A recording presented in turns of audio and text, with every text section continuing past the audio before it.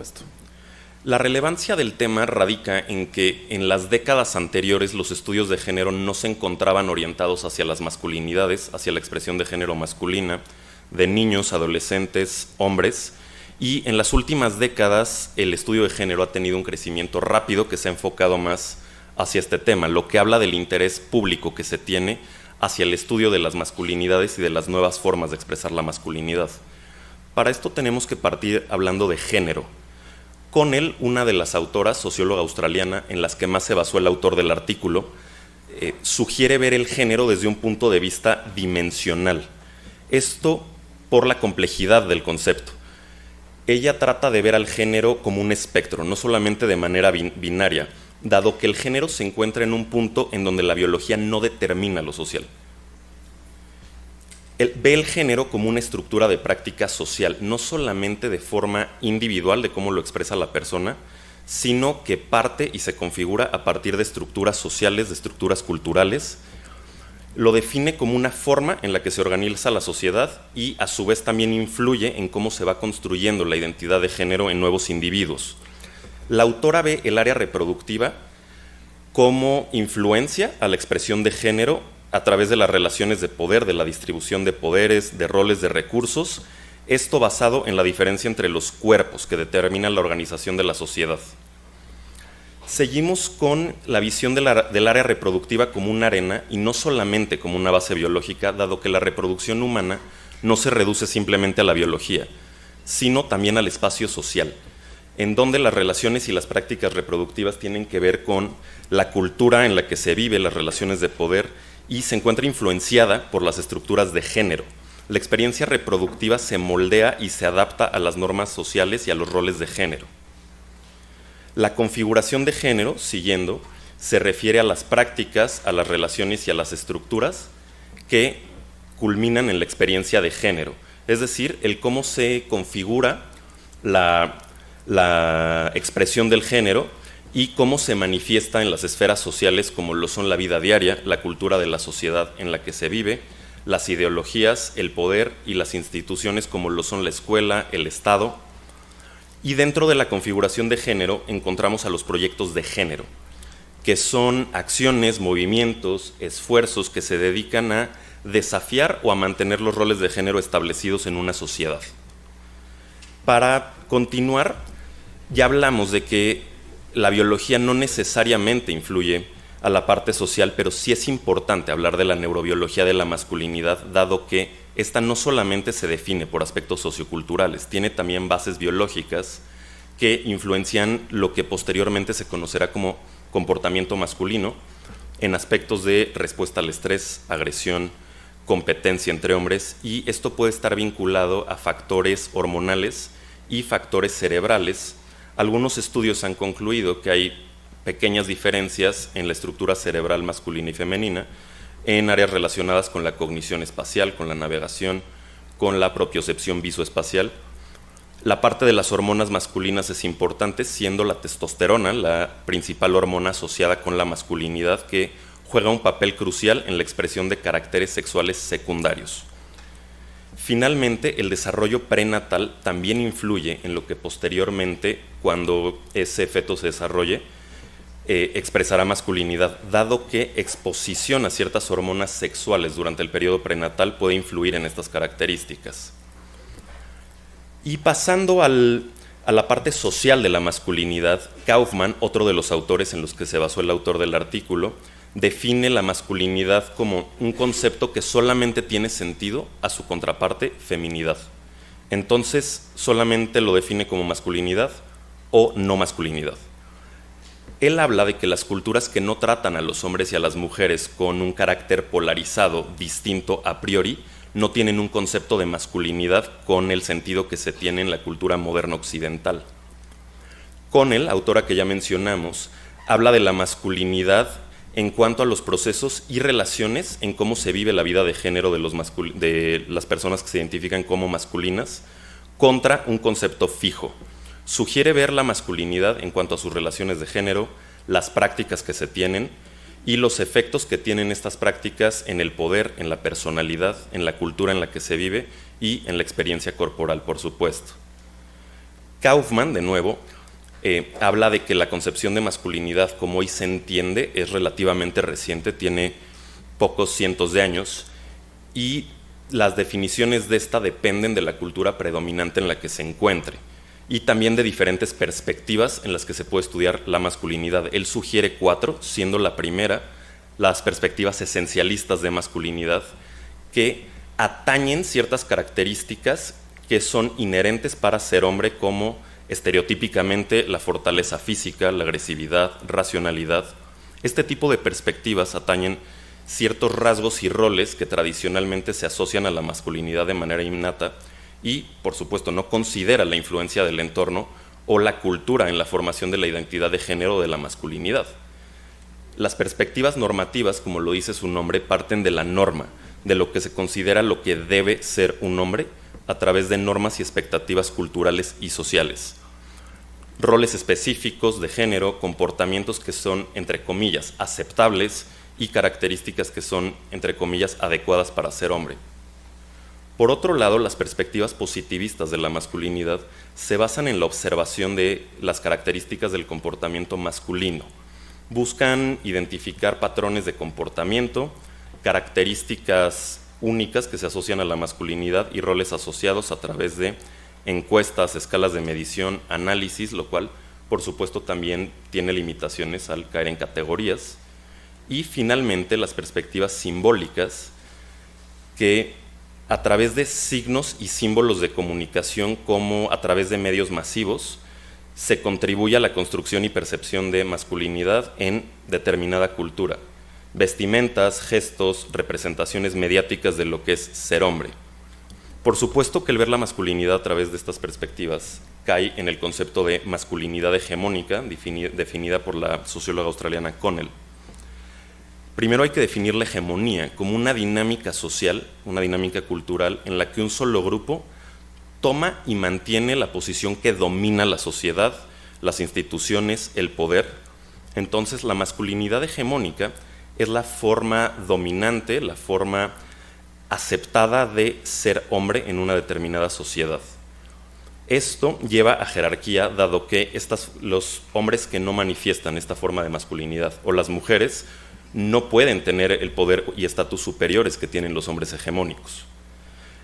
Connell habla de que es un constructo social, no tiene una base biológica y como consecuencia esto se refuerza, se crea, se reproduce a través de las interacciones sociales. La masculinidad hegemónica está marcada por la autoridad y está respaldada por la violencia. Entonces, la masculinidad hegemónica le da privilegios y acceso a recursos a las personas que la manifiestan y esto se lo quita a las personas que no lo manifiestan, lo que genera desigualdad. Cabe mencionar que la mayoría de los hombres se benefician de la masculinidad hegemónica, aunque no todos la encarnen completamente, y este concepto se llama complicidad. La complicidad lleva a la marginalización. Los grupos dominantes terminan subordinando a los grupos no dominantes.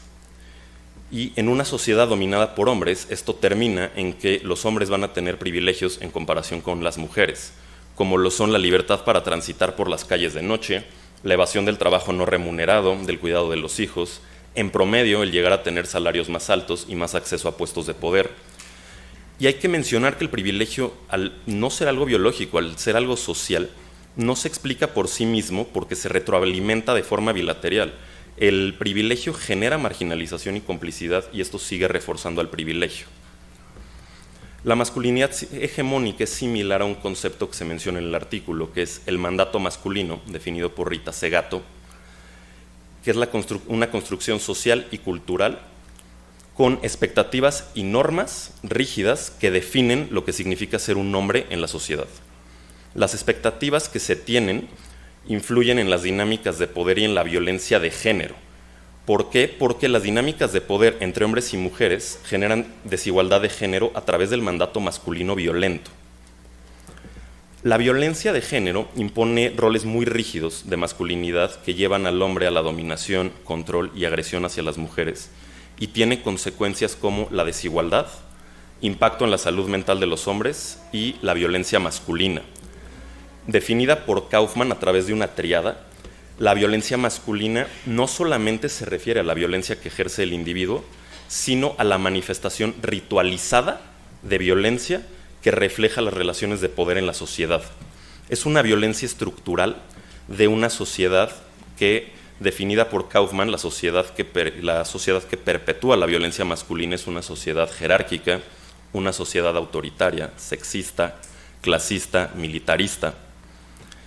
Habla de 3 elementos en la tríada, que son la violencia contra las mujeres, la violencia contra sí mismo y la violencia contra otros varones, que está muy ligada a la construcción de la masculinidad desde etapas tempranas.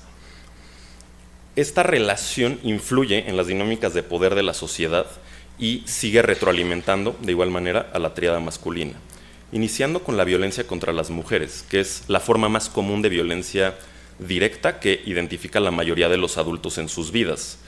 El autor habla de que es un reflejo de la fragilidad de la masculinidad, rechazando el concepto de feminidad como no masculinidad, y tiene un papel crucial perpetuando la dominación masculina en la sociedad y perpetuando los demás elementos de la tríada de violencia masculina.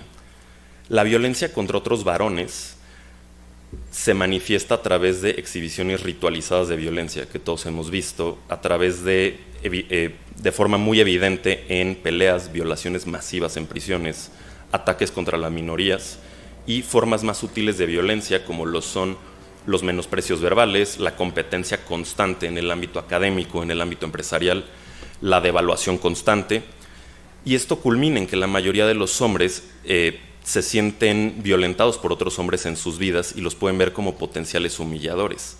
Pero a pesar de la violencia recibida por otros hombres, los mismos hombres hacen instituciones complejas en donde expresan estos tipos de masculinidad.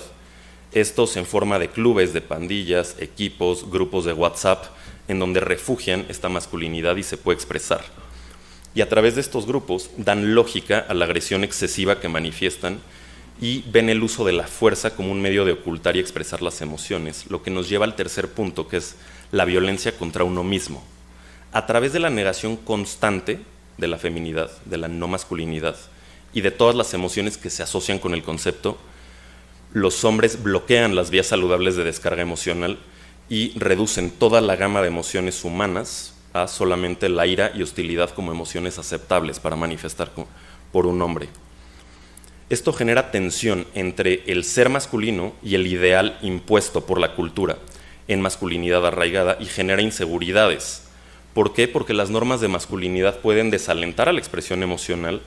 Las normas de masculinidad requieren que se supriman una gran variedad de necesidades humanas, de expresiones humanas, y esto impacta en la última consecuencia del mandato masculino, que es el impacto en la salud mental de los hombres. Según datos de la Organización Mundial de la Salud, aproximadamente 9% de los hombres a nivel mundial y 11% de las mujeres viven con un trastorno mental, mientras que la tasa de suicidio es de 3-1, hombre-mujer. El Instituto Nacional de Salud Mental de los Estados Unidos identificó que los hombres somos menos propensos a buscar atención en salud mental, siendo el 34% de los hombres los que buscan atención contra el 58% de las mujeres. En México, las cifras del INEGI no son diferentes. También concluyen que los hombres son propensos a buscar menos atención en salud mental que los hombres, y las cifras de suicidio son avasalladoras, de 9.9 por cada 100.000 habitantes en hombres contra 2.1 por cada 100.000 habitantes en mujeres. Esto se puede atribuir a que existen barreras a buscar atención en salud mental influidas por la masculinidad. Estas expectativas que atribuyen al hombre fortaleza, autosuficiencia, autodependencia, y se relaciona con los estigmas sociales, las normas de género y el estigma que sigue existiendo hacia la salud mental. En México, el fenómeno se expresa de la misma manera, a pesar de ser una sociedad diversa que tiene una amplia gama de expresiones culturales y de expresiones de género. Sigue habiendo una lucha entre las masculinidades más tradicionales y las masculinidades más modernas que intentan desafiar a las tradicionales. Las expectativas culturales en México siguen influyendo en las masculinidades tradicionales y perpetuando los estereotipos de masculinidad, como son la fortaleza física, la valentía, el consumo de sustancias psicoactivas, el ser proveedor. Y a pesar de de que existe una paridad laboral en México, la mujer se incorporó a la fuerza de trabajo, las mujeres siguen haciendo mucho mayor cantidad de trabajo no remunerado que los hombres en casa. Esto culmina en violencia hacia la mujer. La agresión en el hombre mexicano se ve como un atributo deseable y algunos de los casos de violencia se vinculan a las percepciones que se tiene de masculinidad. En la encuesta nacional de dinámica de las relaciones de los hogares se identifican cifras en mujeres mayores de 15 años. A lo largo de la vida, el 70% identifican haber sido receptoras de algún tipo de violencia, el 50% alrededor de violencia psicológica, alrededor del 30% violencia física, alrededor del 50% violencia sexual y alrededor del 30% violencia económica. Esto le da relevancia al artículo que se va a presentar del autor Isaac Ali Siles Bárcenas, quien es doctor en Sociología por The University of Manchester en Reino Unido, maestro en Ciencias Sociales por la Flasco en México y licenciado en Sociología por la UAM. Los hallazgos, como ya se mencionó, son parte de un proyecto mayor titulado University Masculinities in the Face of Changing Gender Relations. Se publicó en la revista Men and Masculinities, que tiene un factor de impacto del 3.05. Se utilizó un método cualitativo para investigar el fenómeno de la masculinidad. La investigación cualitativa busca obtener una comprensión profunda de un fenómeno y los métodos se enfocan más en el estudio y en el entendimiento del sujeto. Existen dos tipos principales, los descriptivos y los interpretativos. Los descriptivos, a su vez, se dividen en fenomenológicos, narrativos, etnográficos y estudios de investigación-acción. La justificación del artículo: en un país con los índices de violencia de género como se vive en México, es necesario explorar el fenómeno de mandato masculino violento a profundidad. Los objetivos del estudio radican en explorar la relación entre la masculinidad y la violencia que han tenido a lo largo de sus vidas un grupo de estudiantes universitarios de la UNAM por medio de la definición de mandato masculino de Rita Segato. Cito: el mandato exige al hombre probarse hombre, ser capaz de un acto de dominación, de vandalismo, desafiar el peligro por necesidad de estatus, una jerarquía de prestigio, exhibición de capacidad ante los ojos de los demás. Los sujetos de estudio y sus variables sociodemográficas: se llevó a cabo entrevistas a 43 participantes de sexo hombre, autodenominados como género masculino, entre los 18 y 25 años, con una media de edad de 22 años, estudiantes universitarios de la UNAM de las licenciaturas de Actuaría, Arquitectura, Arte, Química, Computación, Magisterio, Ingenierías, Filosofía, Literatura, Ciencia Política, Psicología, Sociología y Medicina Veterinaria y Zootecnia. 79% de los participantes se identificaron como heterosexuales y 21% como no heterosexuales.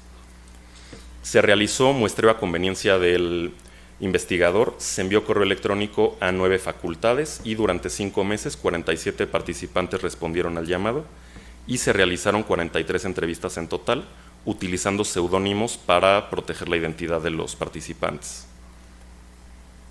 Se trata de un estudio cualitativo, descriptivo, narrativo, en donde se llevó a cabo una entrevista a los participantes basado en el método biográfico interpretativo de Bornat, publicado en 2006, que forma parte de los métodos para la investigación cualitativa. Este tipo de método busca comprender la vida desde la perspectiva que le da el individuo y la interpretación que le da, y examina la relación entre la historia de vida, el relato que da el individuo y el contexto sociocultural en el que se vive. Posteriormente, el análisis narrativo se realizó, obteniendo un análisis más matizado de las experiencias de los participantes. Este tipo de análisis examina las narrativas de vida y busca identificar patrones, temas recurrentes y elementos significativos que se mencionen en las entrevistas. Da importancia a la estructura de las historias personales y cómo van evolucionando a través del tiempo, y busca comprender cómo las personas, los participantes entrevistados, dan sentido a las experiencias y cómo las narrativas influyen en su sentido de identidad y comprensión del mundo. Se realizó el Critical Appraisal Skills Program en español para artículos cualitativos, CASPE por sus siglas en inglés, en donde cumple cabalmente con la mayoría de los rubros, excepto si se definen o no los objetivos de manera clara, dado que no hay una sección específica, pero se pueden encontrar, y si se ha reflexionado sobre la relación entre el investigador y el objeto de investigación. Los resultados se dividieron en 3. Primero, el vínculo entre masculinidad y violencia. Segundo, la negociación a través de la violencia. Y tercero, la reorganización de posiciones.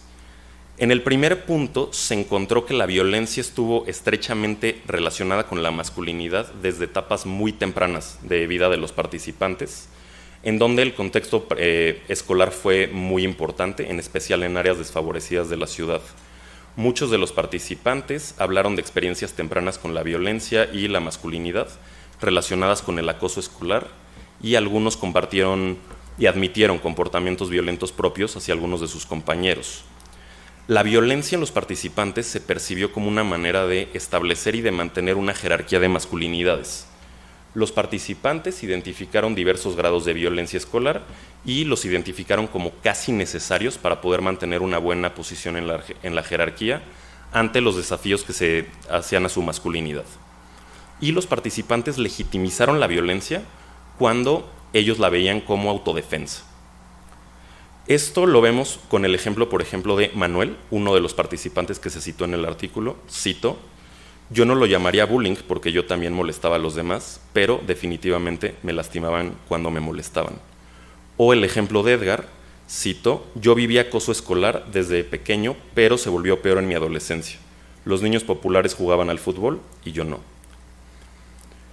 La segunda parte de los resultados, se identificó que el deporte fungía como un espacio en donde las cuestiones de masculinidad y la violencia se entrelazaban de manera estrecha, en especial en el fútbol, que fungió como un desafío para la masculinidad de muchos de los participantes. Algunos de estos rechazaron y se resistieron a la competencia violenta, pero otros la justificaron, justificándola como un deporte competitivo. Se encontró que el mandato va más allá de simplemente ejercer violencia para superar desafíos a la masculinidad, sino que funcionaba como un mantenedor de estatus y permitía a los hombres practicar actividades. En cuanto a el enfrentar la violencia, los participantes solamente la evitaron y denunciaron si se consideraba estrechamente necesario. De lo contrario, la aceptaron. Los participantes presentaron varias opciones para lidiar contra el mandato de la masculinidad ligado a la violencia, empezando con uso esporádico de la violencia o de algunos tipos de violencia, anticipación y manejo de la violencia o retirada de las situaciones violentas, solo de nuevo si se consideraba estrictamente necesario. En la narrativa de estos se observó la fuerza del mandato masculino, porque estos incorporaron alguna forma de violencia como parte de su vida cotidiana y de sus actividades. Como lo vemos en el ejemplo de Patricio, que refiere, cito: a mí me hicieron bullying por no haber tomado el taller de electrónica porque pensé que era más útil aprender a coser o arreglar mi ropa. Ahora incluso gano dinero haciendo cubrebocas y vendiéndolos.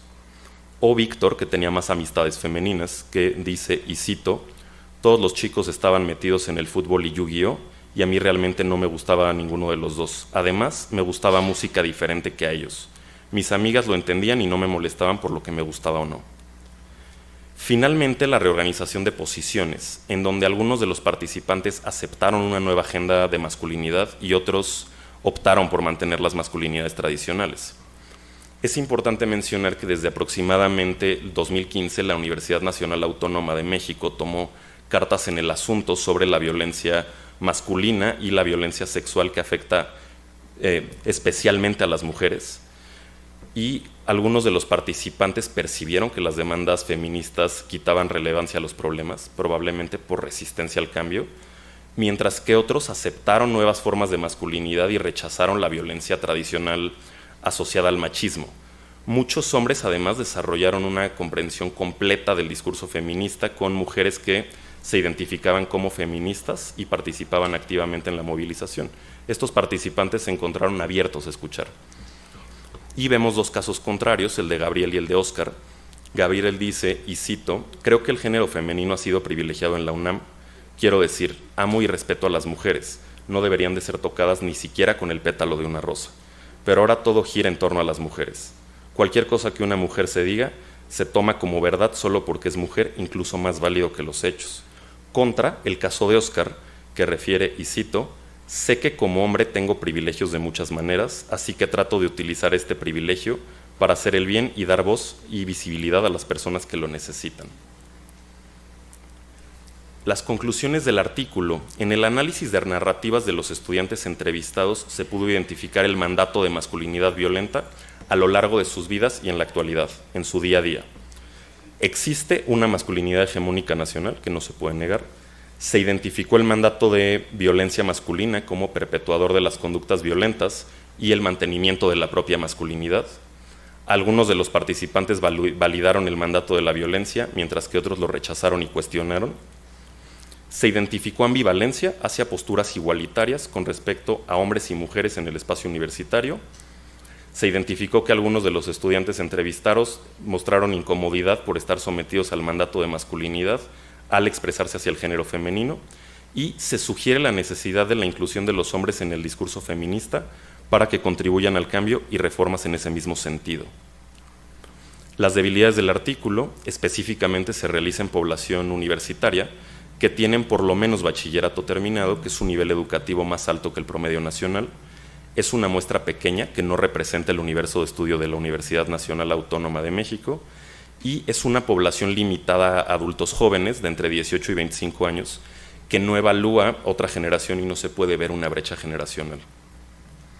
Como fortalezas, el estudio fue realizado en México, un país en donde las concepciones de masculinidad impactan diariamente en la violencia contra otros hombres, en la violencia contra las mujeres e impactan en la salud mental de los hombres. Explora profundamente un fenómeno complejo como es el de las masculinidades, puede llevar a entender la diversidad dentro de las masculinidades y potencialmente puede ayudar a atender la salud mental de los hombres al explorar a fondo este fenómeno. Finalmente, quiero terminar la presentación con una frase de la autora Rita Segato. Hay que demostrar a los hombres que expresar la potencia a través de la violencia es una señal de debilidad. Muchas gracias.